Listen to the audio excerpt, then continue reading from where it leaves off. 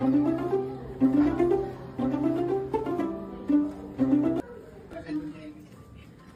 po, madam. Good morning. Hello, good Welcome. morning as well. I have a problem po for visa. Pa-expire na rin po kasi. Ano po pwede niyong i-service or po?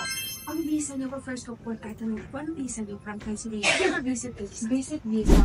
Okay, from visit visa, we have a services for A to A and B to B.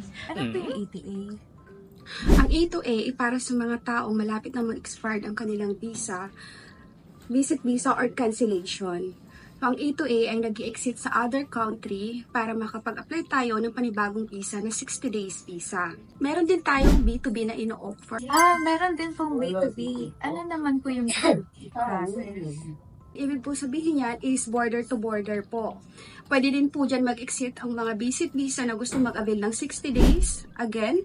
And yung mga galing din po sa cancellation po, pwede din po mag-exit ng B2B po.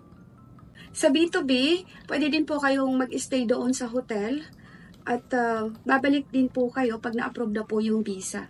Mostly po same day na-approve yung visa. Thank you so much, Miss, for your help. You're welcome po. You're welcome, madam.